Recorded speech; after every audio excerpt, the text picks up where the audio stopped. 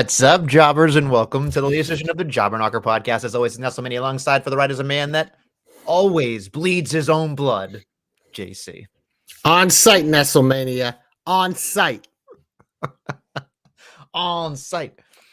So, yeah, we have a lot to talk about. There are a lot of home do. invasions. We've got some blood.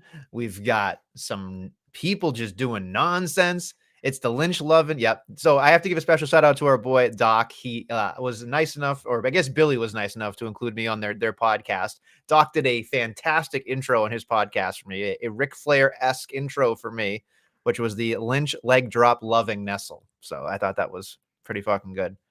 The triple L. Well, you take a lot of L's. So I take a lot of L's. Yeah. Well, I'm a jobber, right? So, I mean, really, it's just par for the course here. But we got a lot to talk about here. We always start in the Shine, JC, but I'm going to let you handle this because I feel like we're headed right into the Cody universe. And what better way to go down the roller coaster than with the Code Roaster you. The Codester Coaster? Well, I will say this, Nestlemania. I don't know about you, but watching SmackDown and Raw this week, it finally felt like we're in a WrestleMania season. We had big promos, we had fun matches, we had big segments, and obviously the Raw stuff was fucking awesome with Cody and The Rock, and we're going to get there, but I feel like we have to start on Friday because Cody's feuding with two people right now, both Bloodline members, and Nestlemania. You know what gives JC a hard on? Cody and Roman together. Whenever these two get together, I just get the chills. I feel the magic. Because they're talking. Roman's like, I'm number one, you're number two. I'm like, these are the top two guys in the primes of their careers, main eventing their second straight WrestleMania, going back at it. Cody trying to finish the story. Roman trying to continue his reign. And I love the little pieces we had in here because Roman talking about how he couldn't beat him, blah, blah. And Cody reminded him WrestleMania. You know who gave the Shield their first loss? It was the Rhodes brothers in their little tag team feud there. That was when Roman and Seth were a tag team. But, obviously Roman going heavy on you can't trust Seth, blah, blah, blah, blah, blah, blah, blah, blah. So and then Cody also reminded Roman you can't trust The Rock. So there was a lot of good stuff in these promos. We obviously knew the bullshit at the end where Roman was going to be like, haha, I brought my friends. And Cody's like, don't worry, guys. The Code Vengers have assembled because like you said, the Cody universe, baby, the Cody cinematic universe. We have the Code Vengers. They're ready for WrestleMania to take on the fucking evil Roman Empire of Bloodline, fucking Thanos snapping son of a bitch. So this got me perked up and ready. I was really interested in this entire thing because, the face-to-face and they kind of had, Heyman set up the night and do that whole thing. And they got out there. The thing that I thought was great was you're the best number two ever. Like, I just thought that was just like, he gave him a compliment, be it a backhanded compliment. But that's like you saying like, you're the second best host in this program, Nestlemania. It's still a compliment. But then also number two also means you're a piece of shit. So that's true. So I think it's really a triple entendre from Roman. But the thing that I thought was really funny was just like it kind of went back and forth there, and I always feel like Roman has an edge because he's booked that way, right? And I feel like, and I no one can ever say this because you have to dispense your belief in what you're watching sometimes, but like. When Roman gets away with shit and like he's like, oh, I'm like the toughest and no one can beat me. And I want to be like, dude, like, come on, like you're booked that way. You know what I mean? It's so weird But It's that's so why it weird. works, because we know he literally needs the bloodline to help him win every match Right. in forever. But it just like that's how you get the like egomaniacal psycho heel. It's just that bravado and confidence, being like, I am the best, even though we know he's cheated every step of the way. Right. And it's bizarre to me because I was thinking about it as like, okay, they do the thing and he snaps the fingers, out comes Jimmy and Solo doing their thing. And then of course, randomly there's the Seth Rollins and Jey Uso thing. The Code And Vengers. the Code Avengers, excuse me. It was a nice little setup, right? It was like an appetizer. It's nice to be reminded that the main event is Roman and Cody, because like you said, either I don't know if it was last week or 2 weeks ago, it's just like they haven't really had to interact by themselves. And what else can they say? Because Roman doesn't show up to work. Right. Rock's been showing up to work. Give the guy credit. And I will say this much, like Roman does what he can. I mean, if you watch the Pat McAfee show on Monday, I think it was, it was Friday. He said some things that were just like, "Ooh, big dick rider, Michael Cole." And then like, Cody was doing nothing over here for 6 years. And of course he wanted to come back, and fucking Hollywood came back to me. So he's saying little barbs here and there, but everything counts when Roman Reigns says something, right? It's just funny, like how you look about how he does things. Then we go over to Monday, which to me was really the coup de grace, the cherry on top of this entire thing. And honestly, we can talk more about this, obviously, as we get into the weeds about it.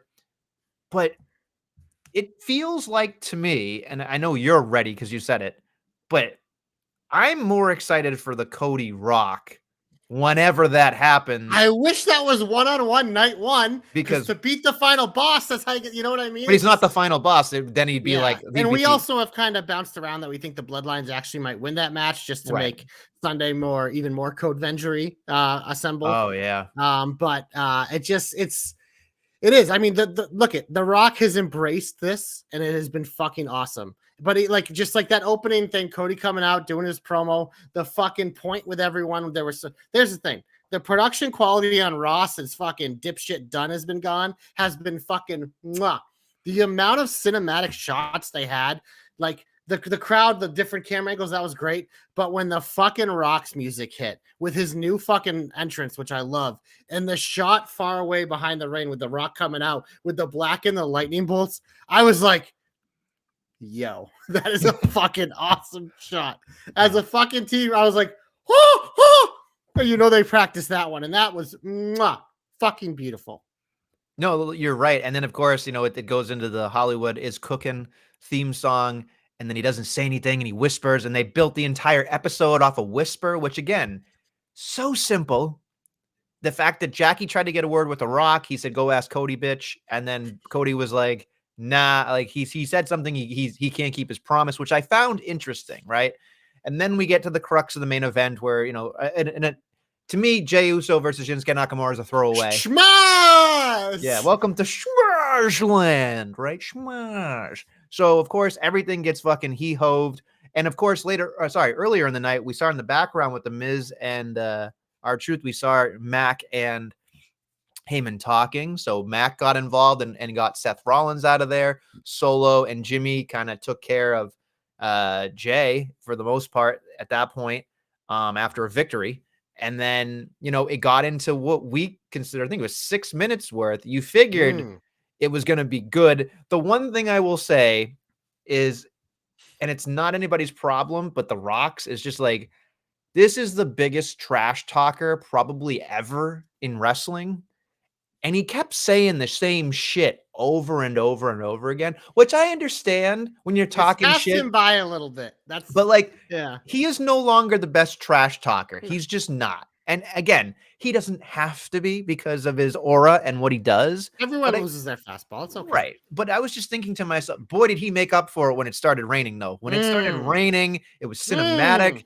They had the fucking awning and the bus, and it was just like symbiotic. It was just wonderful. And then we get into the part where, he's beating the shit out of Cody, and Cody blades. He's bleeding everywhere. It's, I wanted him to throw him over the fucking. So I was waiting for him to come to. I'm like, is he gonna fucking toss him in the fucking ocean?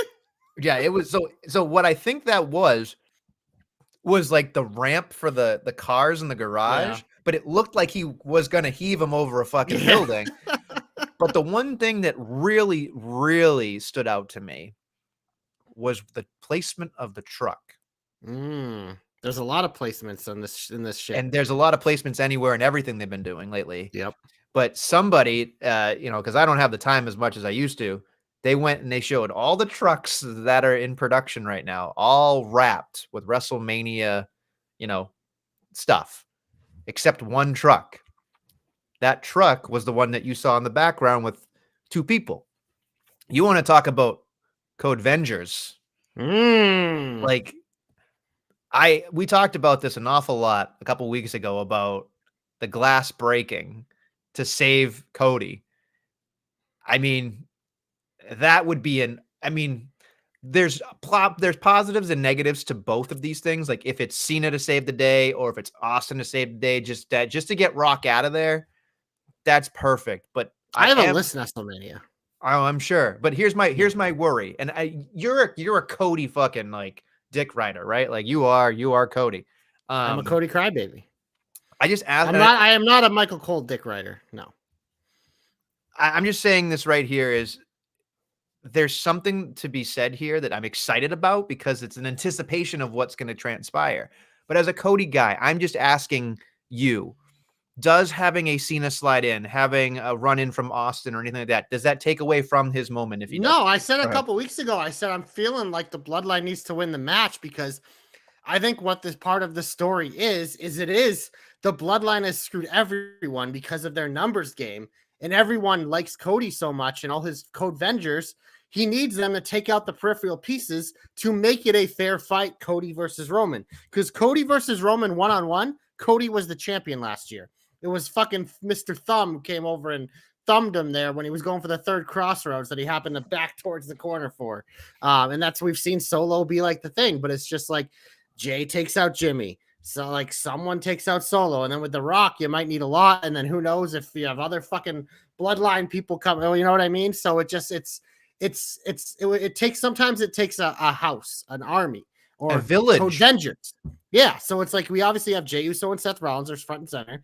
Sami Zayn and Kevin Owens have been screwed by the Bloodline. Randy Orton's been screwed by the Bloodline, Nestlemania. Hell, Drew McIntyre's even been screwed by the Bloodline. He's working with them now, but he could have a change of heart. You never know. Probably not on Saturday. I think on Saturday he's probably going to screw him. But on Sunday, you never know. Probably not. But then we also, like you said, the 2 men in the background, 2 of The Rock's greatest rivals, and John Cena and Stone Cold. And oh, by the way, who was his other rival, Nestlemania? And he kind of got into it with at the press conference. The boss, Triple H, not the final boss, the lower boss, the underboss. He's the underboss of WWE. The assistant to the regional manager. He's the Stax Lorenzo of WWE.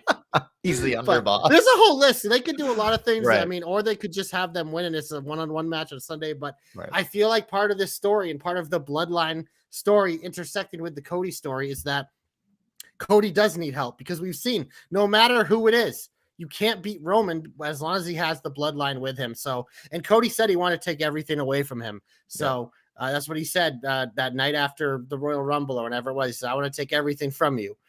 So that's part of this, is taking away everything from him. So then it is just the 2 of them one-on-one, and then Cody finishes the story. Boom.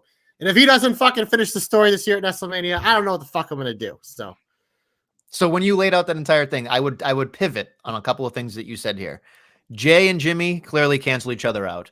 Heyman is Heyman. He's fucking window dressing. He doesn't do anything in terms of getting involved. So I'm not worried about him. But you got Solo, you've got The Rock, you've got Roman, right? Essentially, what you have to worry about here. If it's Bloodline rules, Jimmy's going to be out there too. No, I'm just saying, but Jimmy and Jay will take out Jimmy somehow. Yes, that's a thing.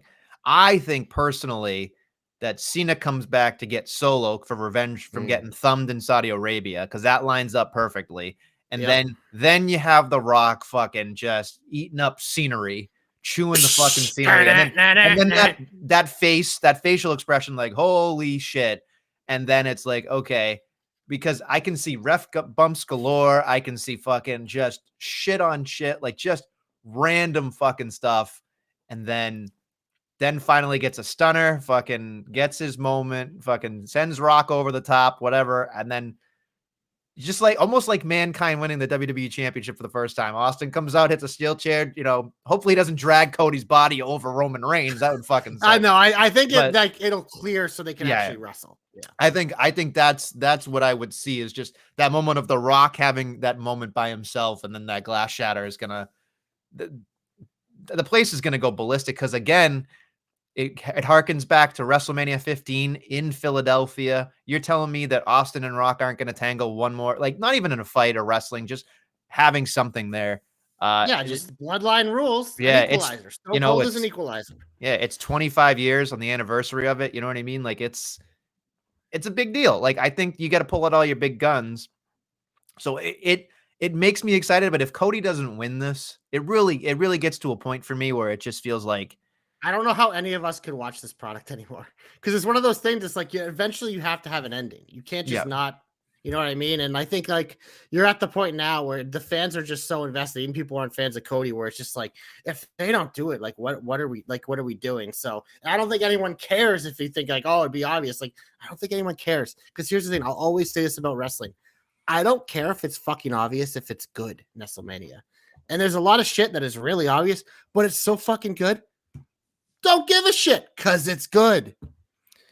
I agree with you. I just think that some people want to be surprised, and sometimes being surprised isn't always the best route. Like you got to look at it from a perspective of, like you said, some of the best stories have the easiest ending, and this one is a slam dunk, right? Like this one is it, and they've done it perfectly too. Like they're writing in this feud that everyone's chipping in. Like The Rock has been fucking phenomenal. Like Roman and Cody, we knew we were gonna do their job. Side piece Seth has been solid. So it's just like it's cooking, man. This shit is look at how long we've been talking about, almost 20 minutes, because it's just good. It's just good. This is such a good lead-in.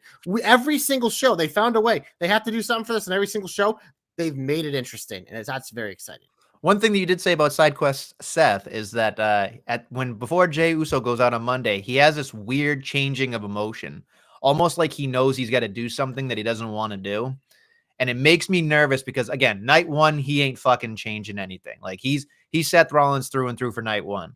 Night two is where if it's fucking bloodline rules, I do get nervous that he does get. Well, he would have lost his title by this point. So right, you would hope that he doesn't get involved, but yeah. So I think it's more. Again, I think that's coming down the road, but I think it's more of the way we look at it is Seth will be taking out in his world title match, so it'll be bloodline rules. It'll appear Cody is alone. Maybe like Sammy and KO come up to a backstage. Maybe they get taken out. And then it's like, oh my God, Cody is all alone. And it's going to be all these members of the bloodline. And that's what set up Cena and Stone Cold because all the other Code Vengers who have been here for every movie have been taken out of the mix. So I think we're looking more at that. I think that's how you book it. Okay. Anything else or would you like to move on? I think we can move on to the other very, very long portion of Raw, but was very good because Nestlemania, we finally got it. We got CM Punk and DM Hunk in Chicago, baby. And I thought, obviously Punk in Chicago, the energy is always so good because it's like the best home field in wrestling. It's just he dominates and he's such a fucking draw there. It's like you look up like biggest draws in wrestling history. Punk in Chicago, it's up there if it's not number one because it's spanned no matter what. Dude isn't even wrestling right now. It doesn't matter. The people just want to see him. So you knew that was going to be red hot. But McIntyre, he was just so good coming out with his arrogant self, refusing to get in the ring, being like, I'm not coming in. Then you could be like everyone else in Chicago. I have a concealed weapon. I'm not an idiot. And just sitting there in the Punk thing on the announce table and them trading barbs and CM Punk making fun of the big schlonny sword and all the cheap shots. It was good. And then obviously eventually Seth comes out and you could tell Punk was annoyed the crowd was singing this song. But then obviously they turn and he's like, yeah, remember where you are now, bitch. So This segment, it was very long, but it was a lot of fun. Obviously they were trying to set up this announcer role, but everyone wanted him to be the ref, but whatever. That's why maybe they would have tried this a different way, but it is exciting. We know where Punk will be at WrestleMania and it'll probably set up something with him and both these guys down the line when he returns. So.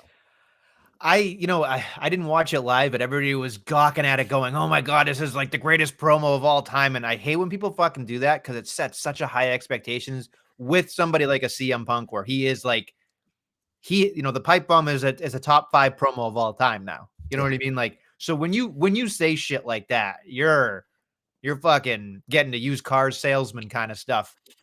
So that tainted my feeling on this entire thing. I thought it was great. You let a virgin on the internet taint your feeling on a segment. Well, taint. No, okay. I need to teach you something. Next time we're together, there's this thing, like when you're on Twitter, there's like a 3 dots above the tweet. You can hit mute this motherfucker.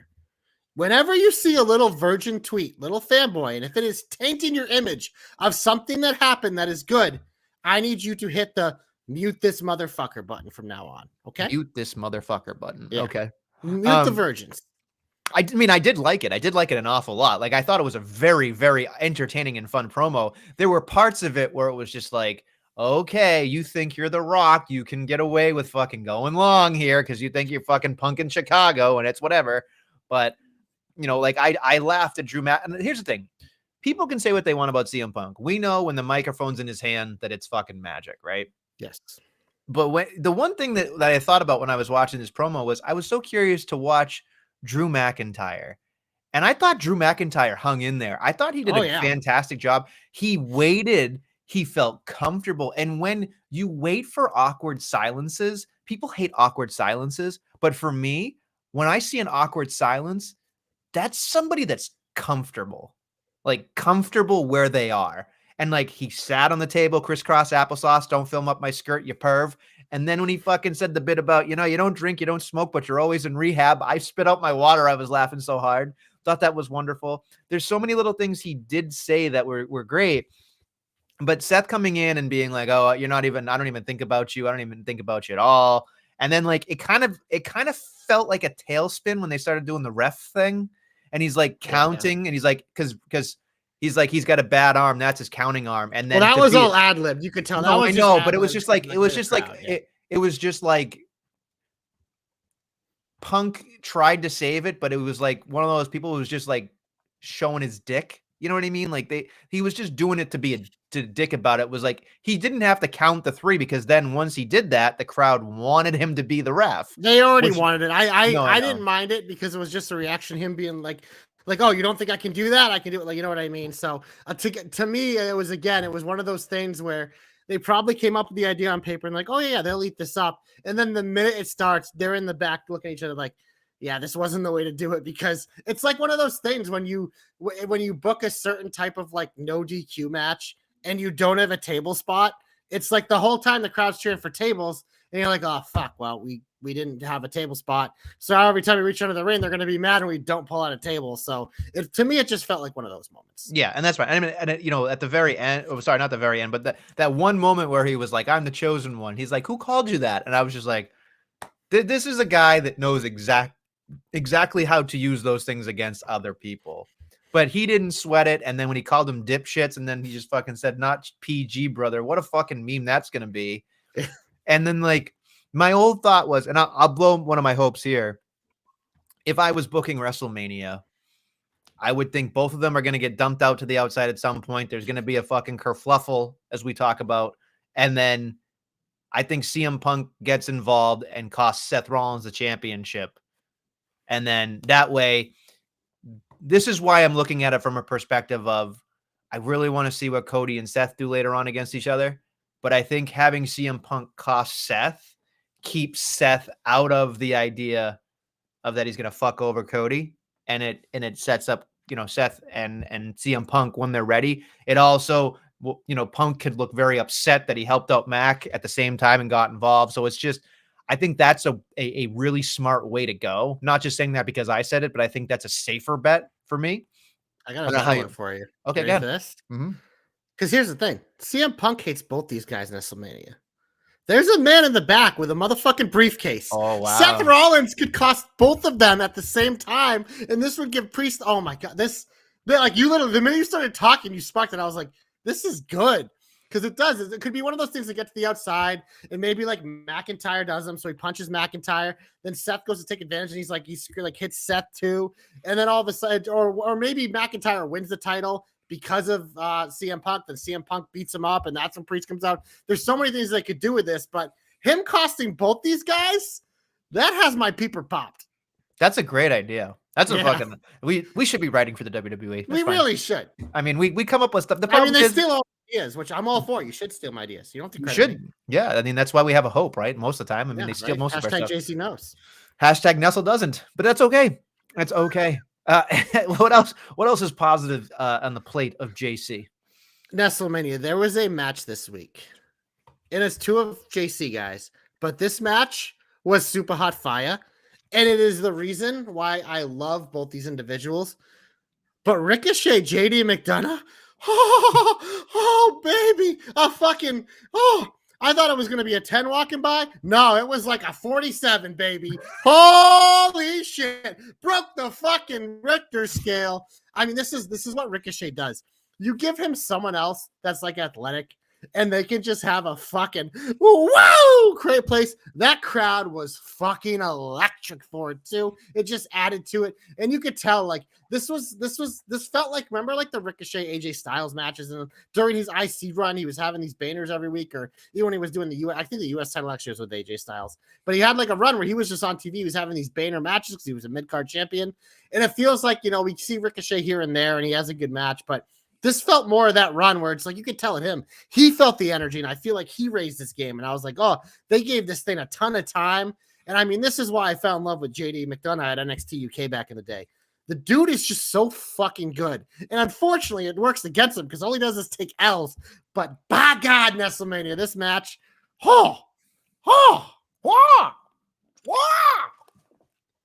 That's for an audience of one, but that's okay. Wagon. Look, and I actually wrote in here, this match is fucking ridiculous. Like there's so many fucking spots here that are just and the problem that I have with it is just like, shut up and enjoy its wrestling. Like anybody that has a problem with it, you know, like they're like, oh, it's a TV match. I'm like, but it was good. Like, what? Like, do you want to be able to fast forward a match? No, you want to be able to watch a match. The one thing I kept going through my head was that match solidified the fact that JD McDonough will have a fucking job forever because he went out of his fucking way. He went out of his fucking way for this. And then, of course, like the shooting star press cross body, he was fucking standing.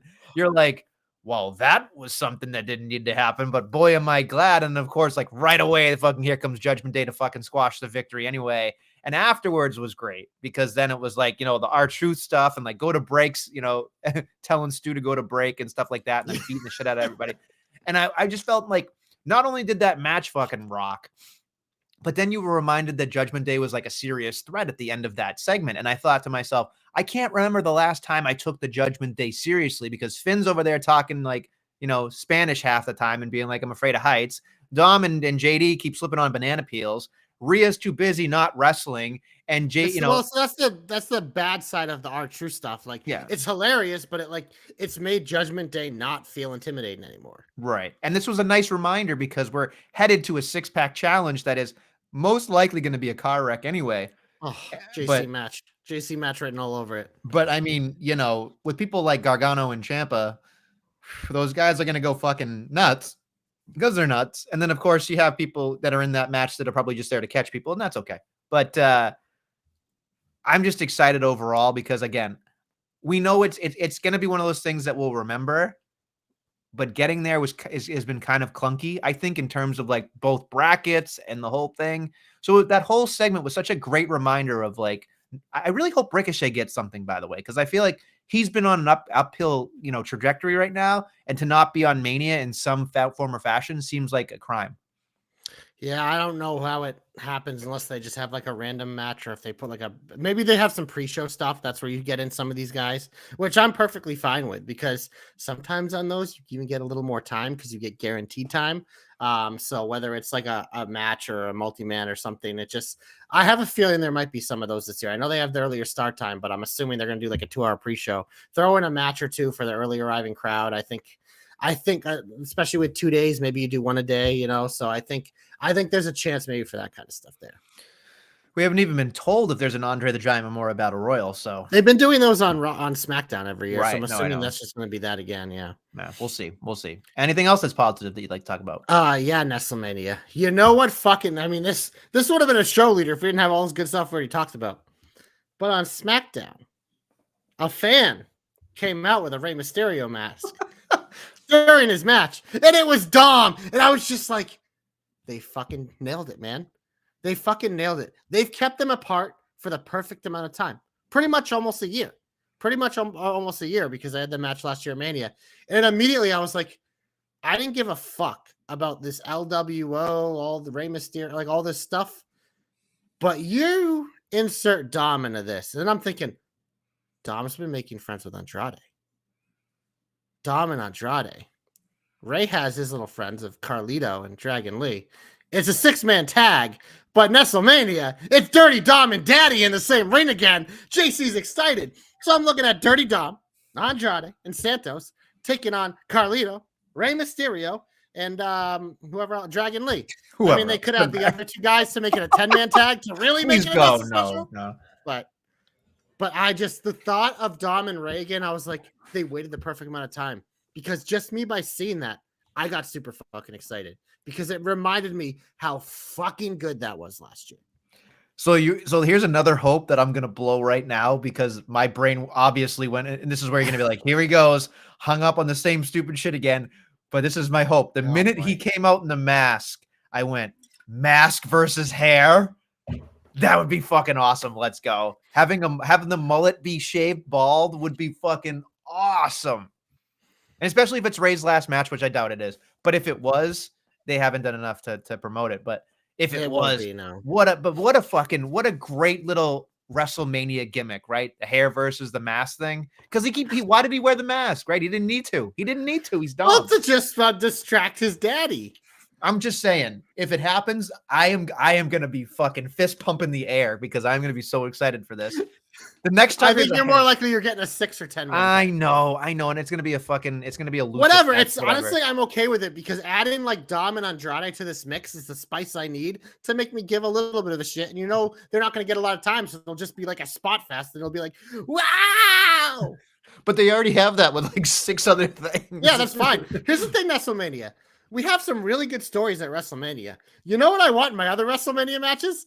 That's how you hold my attention. Fucking chaos. Good storytelling and chaos. JC's invested all night.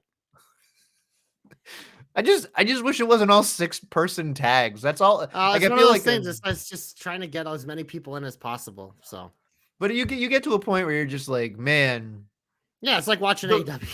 So Bertsky makes a really good point. Dirty Dom needs those locks. I agree, but I think getting booed and being bald adds he'll find a way to gimmick it up where he'll wear something on his head. Like absolutely, it's just like Cody took advantage with the mask. It's like the best heels always use the things that hurt them as an advantage. So right, if it's honest to God, if you are anywhere in the world and that match graphic comes up, I just want you to know I am going to be doing this. Fist pump in the air every time if it comes up. If there's any match with hair, Nestlemania, you're doing cartwheels. Oh my God. It just because we haven't had one in a very long time, I am going to be super fucking excited for it, because I just love gimmicks. Here's the thing. WrestleMania. You love hair. You like hair. Like it's your obsession with hair. I have good hair. Hair recognized hair. That's all I'm saying, You have the obsession with hair being cut off.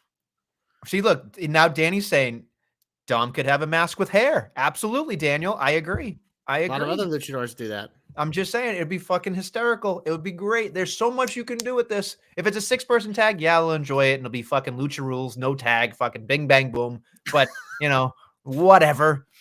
Lucha shit, but you can't tell me that you wouldn't be more excited for a hair versus mask match. That would mean there'd be a Ray Dom one-on-one match, what I would obviously be excited for. But Andrade and Carlito being booked on Mania also has me very excited.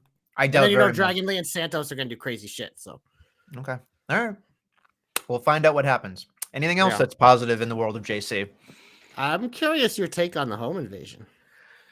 Well, so I guess this no. This is positive. Okay. I just want everybody's thoughts in the discussion, and tweet at us too, because I am curious. It's a community here. It went from not really giving a shit to seeing that home invasion, and I was like, well, AJ Styles is fucking roided. Like, I just love that. And then I kind of love the whole like the digital teams feed cut out, and then it was all cop camera footage. I thought that was Yeah. a little nice touch of realism, which I really enjoyed about it. The one thing that fucking took me out of it, and again, small potatoes because it doesn't matter over time, but like these to me, details matter when I'm watching. Was like, AJ wanted to press charges, and then Corey immediately said press. There were no charges pressed, whatever. And at the end of it, like he had to kind of cover for that because if he did, then technically, that match would not take place. Yada yada yada. But man, I kind of liked it because I think it needed a shot of adrenaline in the arm, no pun intended, but like it really needed something because like you said last week, like these two guys deserve this spot, but they needed that little oomph. And I think having a home invasion was great. Especially This where sets like, up the gimmick too. Like we're gonna yeah. have a gimmick for this match now, which is what we begged for last week. So The other thing too that I thought about was like this was really interesting to me because it took like sometimes we've seen the home invasion where like the bad guy invades the home, sometimes vice versa. But we didn't really see much of the house invasion. It was more of like a front lawn, like kind of he like was honking his horn. yeah. On Yeah. site, on Yep. site. Huge Yeah. Huge Wang's here with his big purple eater, Wang Mania. No, but like I think that it was kind of a home invasion, but it really wasn't, and it was just for me again, I would rather him like no one's gonna get thrown through a fucking like dryer or anything like thrown down a flight of stairs. I want that. You shit. want someone in this feud to get stuck in a dryer, Nestlemania? It would be fucking hysterical. Like to me, it's all about environment, right? Like when you look at environment, I look at it from a creative standpoint of like, what can we do to make this memorable? And like, it was memorable for the honking of the horn and the fucking cop footage. But now I'm thinking to myself, what we got 2 more left? What else can we do with this? What do you think? Well, on Friday, I think they obviously I think they're gonna book this match and they're probably gonna come up with some sort of stipulation. And I assume just every time they see each other, they're gonna fight like Peter Griffin and the chicken. So my question to you is, and I think I know the answer, but I am curious how people feel about this. When you have a match like this, which should probably be a street fight, no DQ or cage match, whatever they're going to do. In WrestleMania season, they have a couple of these. You think we'll probably have a Philly steak cheese fight with the AOP and Cross family versus the fucking Profits and Babo. But does it things being too similar on a card like this do anything for you? Or does that take you out of it? No, because there's 2 nights they can put one on one and one on the other, so it doesn't bother me at all.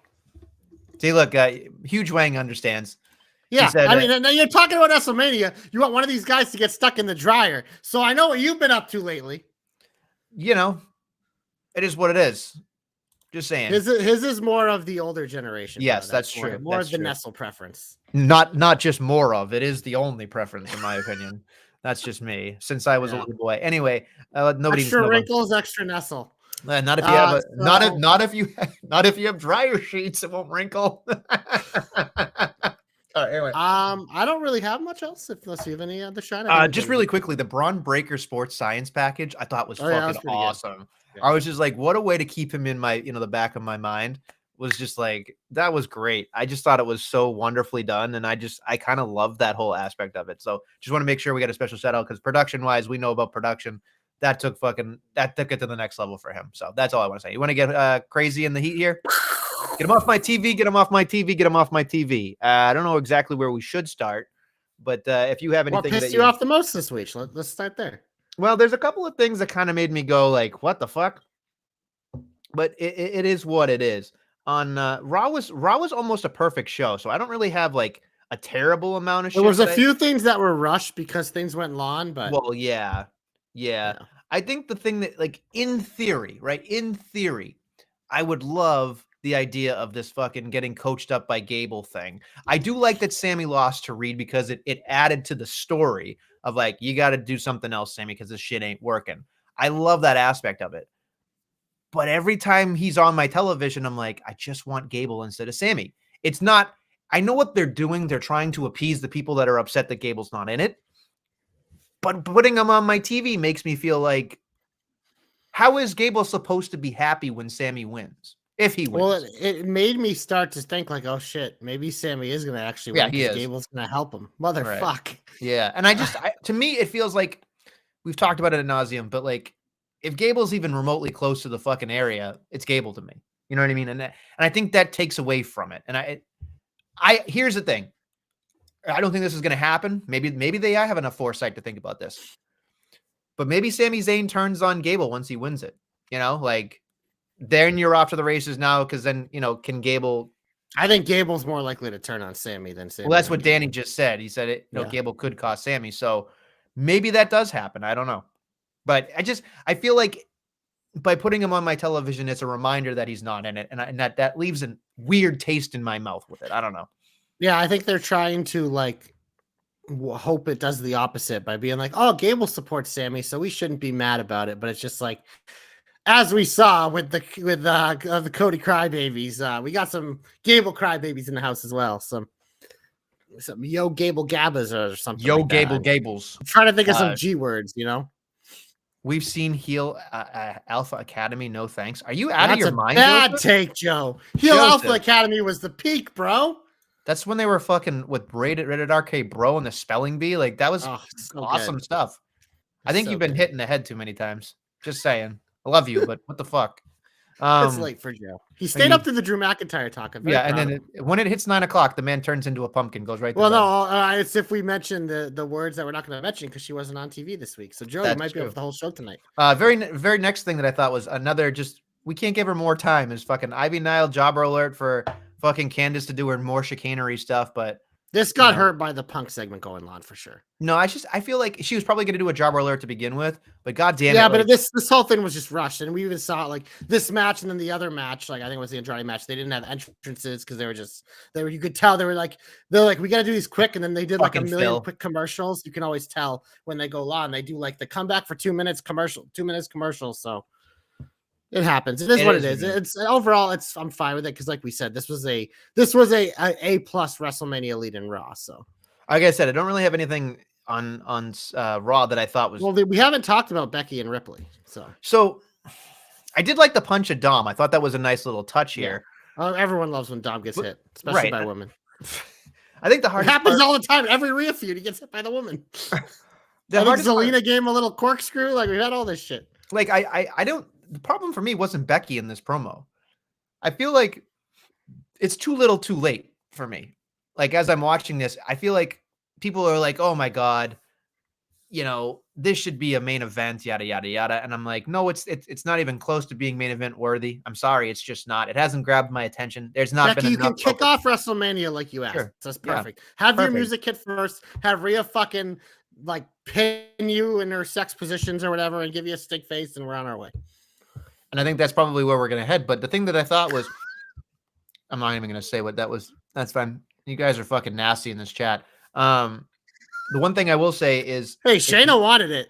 Well, yeah. Well, Shayna's probably the rest of us, but that's fine. Getting back to what I was going to be saying, I don't even know anymore. Oh, okay. So Becky, they said the thing about like, oh, Rhea will say, oh, your kid will call me mommy too. And then she fucking got upset and said the shit. And like, I actually believe that aspect of it. Like, I thought Becky was doing really good work there. And then the brawl kind of fucking just kind of transpired. But I just felt like I said, it's too little too late for me. Like, I'm not invested in this because, again, we could have been doing, you know, Liv Morgan. That would have been exciting. Nia Jax has been doing really good work. Like, I just feel like they just haven't done this thing justice. I'm sure the match will be fucking awesome. Like, I'm not worried about the match. I'm just feeling like what you're supposed to do for WrestleMania is get me excited, right? Like, I'm not excited about this matchup. I'm just not. And I don't think there's anything they can do at this point, being 2 weeks and change away, to get me excited. What say you? So you're giving this the JoJo stamp. What's the JoJo stamp? It's just a little too late.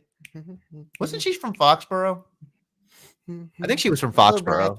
Judges, check that out. I'm pretty sure. It's a little too late. Yeah, whatever. This segment was it was okay. It didn't bother. I thought it was a fine segment, but obviously when you compare it to the rest of Raw, I was just like, I mostly nothinged it, but yeah, no, this feud doesn't have a lot of heat going into Mania, but we've talked about it. It's just kind of like because Becky's feuding with everyone else instead of Rhea, and now they're like, yeah, here we are, we can half out. You guys should start actually like doing this. I don't know. So whatever, it is what it is. Now I'm gonna have that stuck in my head, and leave, get out, great right now. just the end of you and me. I love that song. It's too late. Now I can't wait for you to move on. It could be fucking head. I'm gonna be playing on my Spotify list tomorrow to work. JoJo is fucking elite. Those two songs are mwah. Mhm. Any time of day you can listen to those. Yeah. Anyway, moving on to SmackDown very quickly. The Bailey, Naomi, and Belair nonsense. I'm just like baffled that the EST is just like there. It's gonna be a 6-woman tag. It's gonna be Bianca, Jade, and Naomi versus the Kabukis and Dakota. That's what we're getting. It's fascinating to me. Like it's just like some people are a big deal and some aren't. And then we're just I think someone on Twitter did kind of point this out. Like Bianca has been feuding with Damage Control for 2 years, so it's kind of a payoff. But then I was like, yeah, Damage Control was Io, Bailey, and Dakota. Didn't have Asuka and Kyrie until recently. So I don't know. I get it because it's a way to get everyone involved, especially like your newcomer that you signed, your returner who's coming back, and your big star, and you pair them against the tag champs and then, another woman of a major faction. Like, I get it. It's just so disappointing because when I look at like Bianca versus Jade, or Bianca versus Tiffy, or Jade versus, it's just like, that was exciting to me, but they're just kind of throwing them all together. I get it, but it's a little disappointing. Then moving on to the whatever, the OC fucking puts over the other boys, and that's whatever. And it's just like next week was just like the new catch. Can we just say the new Catch Republic and fucking Austin Theory and Waller? Can I just call them Bait and Done? Because this is something that's been bothering me. So they came up with this name, the No Catch Republic, the same time the fucking jobber dudes in NXT came up with No Quarter Catch Crew. The names sound the same, and I mixed them up. I hear you say No New Catch Republic, and I'm like, wait, is that fucking Dempsey, Gulak, and Kemp, and that other dude I don't know his name? And I'm like, oh wait, no, it's Bait and Done. Just fucking call it Bait and Done, not this fucking. I'm already confused. I almost just called them the No Quarter Catch. It's so confusing. God damn it. They're Bait and Done, damn it. That's what you get for British wrestlers who just don't have any charisma. At least Bait and Done do. They were called British Strong Style. Just call them that again. Yeah. That was a fine tag team name. Or the Strong Boys. The big Strong Boys. That's funny. Like, do that. It doesn't roll off the tongue. It doesn't sell t-shirts. You can't make your name confusing. It doesn't work. And if you do, you need to have a fucking like AOP. I can call them AOP instead of saying Authors of Pain, which isn't hard to say, but it's longer. Like, what am I going to say? No, what are they called? The No Court. God damn it. I almost did the other one. It's called the New Catch Republic. NCR? Yeah, that sounds like a fucking news program. Next. Master Bait Done. That's what Danny just said. I'm glad that you read that out without reading it in your head first. I love Daniel. What a wonderful man. He's probably got more charisma. Or how about Done Masturbate? Done Masturbate Done. I like that better. I like it. I think we're ready to go. Would you like to just get hopeful? Because at this point, glorious. You are my only hope. You want me to go? Go ahead. So we have this tag team match at WrestleMania. It's not fully booked yet, so I'm looking at SmackDown. Part 1 of the hope. I'm thinking, well, I need fucking Waller and Theory in the match. So AOP, get your big asses out there and cost the Street Profits. Set up your 6-man explosion at WrestleMania, and we get Waller and Theory with ladders. All for that. Then I'm looking at the other matchup, and it's that fucking name. I'm going to call it Masturbate Done. We're going to do that, Danny. Masturbate Done versus the Legatos. I'm assuming the Masturbator's got to be in because Legato's going to be involved probably in the other 6-person tag. So we get that in there, and I'm looking. I'm like, cool. This is a sexy line at WrestleMania. There's a lot of athleticism, and there's Miz and R-Truth. And, well, you know what? I want the Miz and R-Truth to win because Awesome Truth, R-Truth, finish your Judgment Day story and get those tag titles at WrestleMania. Awesome Truth, you guys were so fucking awesome when your like stint you had as heels. This is you finishing that story. That's what this should be. WrestleMania, where stories are finished. And I want all the finishing front of Miz and R-Truth in this match. And I want everyone else to do fucking explosions and spots. And I'm excited. This match is going to fucking rule. It's going to be ridiculous. And there's probably going to be like 3 dudes who do stupid shit. And I'm all for it. So hashtag JC knows. Hashtag JC's hopes come true. That's how I'd book this tag team of Palooza shit. You know, it's funny. You kind of took my hope, which is fine. It was because my original thought was like, if you go back to the promo on Monday, they basically made a comment about how R-Truth has never won at WrestleMania. And I went, fucking give him the belt. Fucking give him the belt right now. Like, What did his comment upstairs? You can't say DIY masturbate done. Oh, this is great. This is great. Oh man. But The no, awesome truth about doing it yourself, masturbate done. yeah, Write a this whole is too book much. about this shit. Honest to God, this match And then has been. people judgment day in you. Yeah, masturbate day. It'll be great. Oh man. Oh There's too God. many. There's too many things in here. Oh God. Now I'm not Daniel. You have made them. I want to cheer for them now, based on that one thing alone. Is great. So I guess my hope is the same thing, because I just want to see R-Truth win a title and win a match, and they can lose the next night. Whatever, it's fine. But give them something. Give them fucking something. That's all I want to say. All right. I want to get to your comeback. Don't call it a comeback. She's been here for not long, but Nestlemania, Jade Cargill has finally picked a home. She's headed to the Blue Ram. She's headed to Friday Night SmackDown. She's making her official SmackDown debut on Friday. I'm assuming not in the rain, but we'll get to see that sweet entrance and see her. She's been at basketball games, humming it up with fans, telling her she's awesome, because she is. And I am so fucking excited to get this Jade Cargill in WWE ball rolling, because she is a megastar, looks like money, smells like money, because she is money, and she's back and she's ready to go, and we have a home for Jade. I just love the beginning of her music going, "A storm is coming," and you hear the storm and you're just like, "Yep, I'm in." Like, let's fucking go. Her entrance is elite. Yeah, all elite. Might say Not even anymore. better. It was all elite. Now it's Well, AEW got Sasha. It's gonna get that we got Fox Jade AR done. treatment too. Ooh, I'm getting chills. Well, it's going to be cold. It's a storm, of course. My comeback. I can't even get it over it. My comeback goes to one Andrade El Idolo. I can't scream because my kids are sleeping, but thank you. I am so thank you. You can scream and your neighbors can fucking hit a broom to your fucking ceiling. They scream all fucking day. There's like someone just had a kid down the hall and fucking neighbor above me fucking screaming at shit, and I hear him chucking stuff all day. So, and that's not even with a woman involved. Anyway, I hope not. God. Anyway, my comeback does go to El Idolo. Andrade looked fucking jacked, and as I was watching him, I just like, you remind yourself while you're watching him. Like, they cut his entrance, it doesn't fucking matter. He still has an aura about himself. I thought that was wonderful. He fucking kicked the shit out of Vinci, and Vinci just gave it back to him. Like, I just thought like the slaps were so fucking loud. They didn't turn up the volume. They just fucking boom, boom, boom, boom, boom. And then JC. What have I been harping on all the time about Andrade? He's got a new entrance or a new finish. He's got a new finish. We and talked a lot about finishing today, and Andrade's got a new one. And this is like the double bra extender flippy dippy suplex of doom.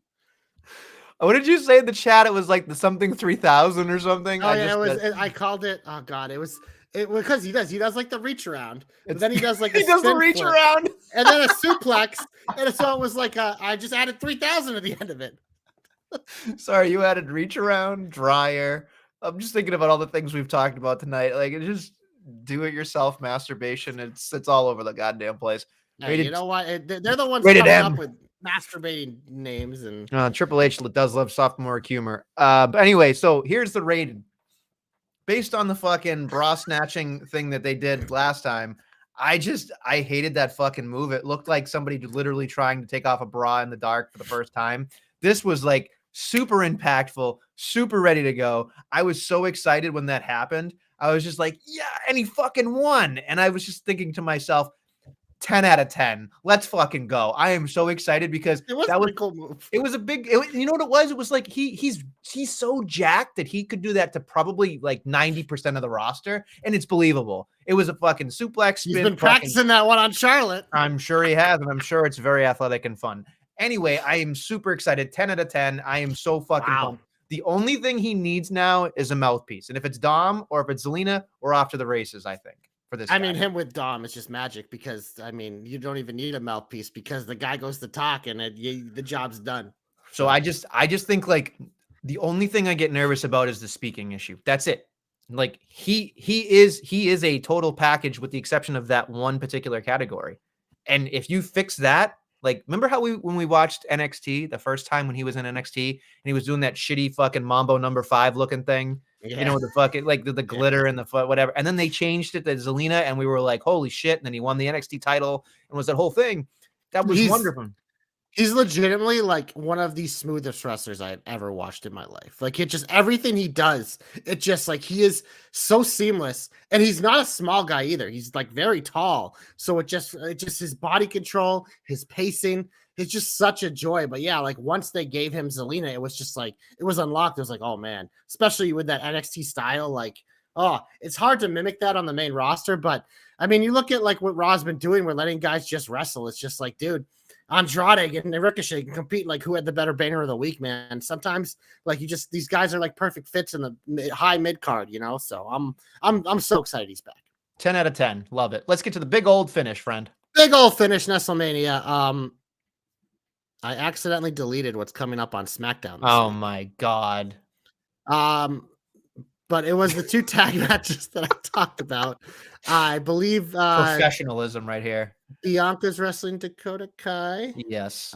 Oh my god, you are the worst. You are the absolute worst. I literally I said that stuff in my hopes, so I think I just deleted by mistake. Other shit happened, but yeah, SmackDown. We've kind of talked about it. We'll go to AEW, Nestlemania. That's what the people are. Oh yeah, that's Joe's exactly. Still awake Bye, to Joe. hear us talk about Shitbada and Ospreay going one-on-one on Dynamite. Before we get to that, I can't believe you wankers were so shocked at how good that Ospreay promo was. That man has leveled up in the last year, and now he's all elite. But that promo, bruv, that was great. He's a lunatic. He is an absolute lunatic. Love him. He's a lunatic. Like that dude would probably beat the shit out of you, pick you up, dust you off, buy you a beer, and be like, let's go hang out 100%. Afterward. That's who he is. He's old school. Yeah. It's just, have you ever seen the Kingsman movies? I have. He reminds me a lot of the main character in that. Mm-hmm. It's something about him. Like obviously it's British humor, but like when I see him, I'm like, yeah, that lines up. And honestly, like I'm gonna catch some heat here, but this is me. I'm not a huge fan of Okada. I don't see the big deal. I think he's overhyped. I think he's got a great drop kick and he's going to be serviceable. His entrance is cool. Yeah, but I mean, once the fuck like and the money falls. Yeah, I mean it's cool. Rainmaker's a great nickname, but I just don't. I don't see it. Right? Like I see the value in Japan. I don't know if I'm going to see the value in America. Sasha or Mercedes, I think she's going to be doing a great job for the women's division. But for me, I get more excited for Will Ospreay. And I'm sorry, we love Swerve. But to me, I'm probably talking out of turn here. But I think that Will Ospreay, if done correctly, could fucking take the Titanic, fucking pull it out of the water, fucking patch it up and let it fucking sail. That's how fucking if he gets the AEW championship, I think that's where that could be the resurgence right there. That's how much I want to see this guy succeed.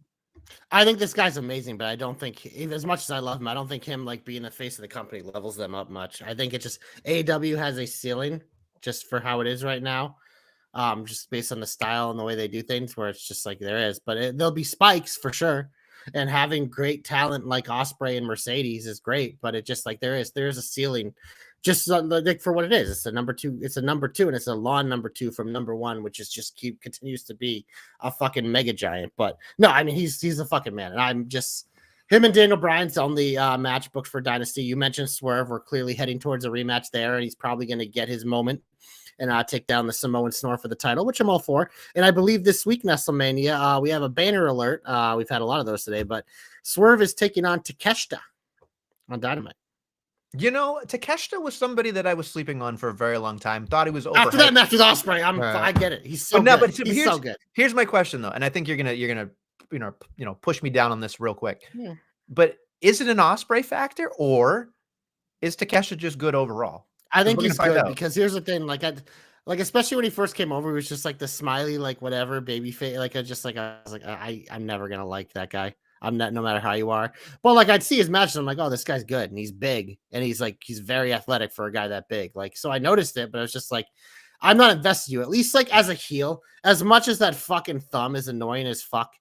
At least with Takeshita as a heel, I'm more invested in him being a heel and then like a smiley-go-lucky baby face. But yeah, obviously the Ospreay thing put him kind of was the thing to put on the map to remind everyone, like, yeah, this guy's good.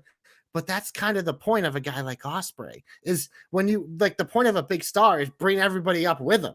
So if he's raising the bar for up to Takeshita and all these other guys, that's good for the whole company. Because now when Takeshita takes on someone else, I care. Before I would have fast forward. I'm not going to fast forward this match. Whereas before that match against Ospreay, I definitely would have fast forwarded this match. Okay. I do want to bring this up real quick before we jump on. They're doing a tag team tournament. Yep, that's the next part of the preview. If you follow the Dirts, there is a particular tag team that is finishing up in Impact that has ties to a lot of people in the elite business. Yeah, but the tournament's full. No. There's 2 question marks still. No, they're not. They've been filled. By who? They were wild card. They had qualifying matches. Well, see, that's what. Those are filled. There was some upset. Some team beat the House of Black on, I think, last week or something. Some tag team I never heard of who's taking an FTR, and then it was Best Friends versus whoever they fought to qualify for the other slot. Well, that's what those wild cards were. They're like playing games, like March Madness has the playing games. Like stupid. That's what those were. Stupid is what that was. You're not getting your Omega Hangman shit till later. No. I'm thinking of the Motor City Machine Guns. Yeah, I'm excited for that. They should, but they won't. But no, they should. Maybe they should. They'd be a highlighted tag team in the WWE. It'd be a good Raw after Mania debut. They're going to AW. I would imagine. Probably. So. But here's the thing. You know that they'll fucking tag. FTR. Yeah, exactly. And that'll be fucking awesome because I know, Dom said to me the other day, he's like, FTR versus the fucking Guns would be like, holy goddamn shit, that'd be fucking great. And with, they tout fucking how great their tag team division is. I think the tag team division has been kind of all over the goddamn place the last year or two. So I'd like to see that. We lost a bunch of tag teams. Santana and Ortiz has got all these so but we do have a match in Nestlemania this week in the first round of the tournament. It is a rematch for a match that we saw live in person. The big upset, Private Party versus the Young Bucks in round number 1. I don't think there's going to be an upset this time, though. No, because, Private Party is just a private party for They couldn't be colder, man. No, I know. It's fucking awful. They were so great, but now it's just like, nope. No, thanks. Yeah. No, thank you. Anything else? No flabby Jericho segment with Hook or anything fuck him. Like that? He doesn't even deserve my breath. Okay. The Cope Dope won the title as we expected. So the Cope Dope's now the champ. I thought that match fucking was awesome because, that's exactly what I was looking for in a Christian Edge match. But the Cope Dope's the TNT champ. Cope Dope. So here's the thing. You said this a couple weeks ago, or maybe it was last week, where you talked about how he couldn't have been colder, right? We talked about that. And then you said the Cope Open really made him lose his name value. And then he brings it back. If he had waited, the egomaniac. But if he didn't bring it back until not back, if he had started the Cope Open now that he has the TNT title, would that have been better because it's akin to the John Cena US title Open Challenge? Yeah, everyone loves an open challenge. Orange Cassidy's been doing them there forever too. And Wesley did them on NXT. It's like it definitely enhanced the championship reign when your champion fights every week. So that's how you book babyface, especially mid-card champions. You have them just wrestle every week. It's a wrestling title. That's how you get them over. They have banner matches. They highlight people. Like it was like Cody when they first started AEW. He's like fighting ever. That's how Kingston gets to the company. That's how Ricky Starks gets to the company. It's just like that's how you highlight. Like you can do it with new people, or you can do it with people you're trying to revitalize. It works either way. So yeah, definitely. But yeah, no, doing the random one every week and calling it the Cope Open when you're not a champion, it's like, fuck you, you egomaniac piece of shit. Just have a match. You don't need to call it a Cope Open, you dickhead. Especially AEW, they're all fake news open challenges because someone answers them a week before in a backstage segment, or Tony Khan puts it on a graphic being like, oh, Cope Open, it's going to be answered by this guy. It's like, then it's not an open challenge. You just booked the match, dipshit. God. True. Curious how you felt about the spike in the corner there at the end of that matchup when they went from Dynamite to fucking Rampage or whatever that was. Like, was it the spike supposed to hit him in the sack? Like, is that what they were going for there? It was a wide shot. I could barely tell. I think so. Yeah, I think that was kind of like the point. It just felt weird. He wasn't going to hit him with an actual spike bat. That's why they went to a wide shot, so you couldn't tell him this. No, I know, but it was just drama, right? Like, give me something. It's TNT. Give me drama. You had your fucking MILF in this match. You were thinking about her in the dryer. It's all good. We Well, know where yeah. your mind was at. You weren't focused on the spike bat. You were focused on a different bat that was a little spiked. So mother. All right. yeah. Anything else? So we good. I think we're good. We finally got the Jay White heel turn on the Acclaimed we've been waiting for. So that's a full go. What'd you think of their little pool promo? Talking about good Darby. Guy wants to climb Mount Everest. Of course he gets himself hurt. Shocking. Yeah, well, that seems like fucking fate intervened because he otherwise he probably would saves end his up. fucking life. Yeah. If he's doing dumb shit in wrestling, what do you think he's gonna do on a fucking mountain? God. Honest to God, it's probably a bad idea in general. He just shouldn't do it. You did see Juice in the background. I don't know if you saw that, but Juice is in the background. The juice is loose. So the juice is loose. To me, I feel like the juice is the best part of that entire stable. So I just watching an unhinged. I fucking love the guns. I know if Dom's still in here, we're big bang guns boys. So yeah, now I want to Photoshop you two on their fucking faces with the fucking many men. I honestly. You kind of look like Austin. Shorter. Is Austin look like Austin? Yeah. Colton's so I thought Colton was a shorter one, and Austin was a taller one. But it's one of those things that hasn't mattered to me. I just fucking love those guys. But yeah. I could see both. I could see the Photoshop of guns up, like looking like fucking. It'd be great. The juice is loose. Dom definitely has the lettuce. So yeah, that's true. I think we're good then. If you want to get the fuck out of here, so yeah, I think we're out of here. So tune in next week. It'll be our. Oh, it's go home time. Go home time for WrestleMania, baby. And we will be recording on Tuesday. So Tuesday, go home. Yeah, they don't play much. I could have just looked at my schedule. But yeah, Nestlemania. So we will be good to go. And then we will be ready for 2 nights of WrestleMania. We also have NXT. What do they call it? Stand and Deliver. Stand and Deliver. We'll be delivering during the daytime on Saturday. So it'll be a long day of wrestling. So we'll preview that as well. Hopefully everything's booked by the time we're on air. And then, yeah, probably not going to talk about AEW next week, but it'll be the longest fucking episode possible that we've ever done. It's WrestleMania season. It's WrestleMania. Long gamer. All right. On that note, thank you for listening and watching the Jobber Knocker podcast. We'll be back next week with more Jobber Knockery. Nessel has to go deal with his dryer.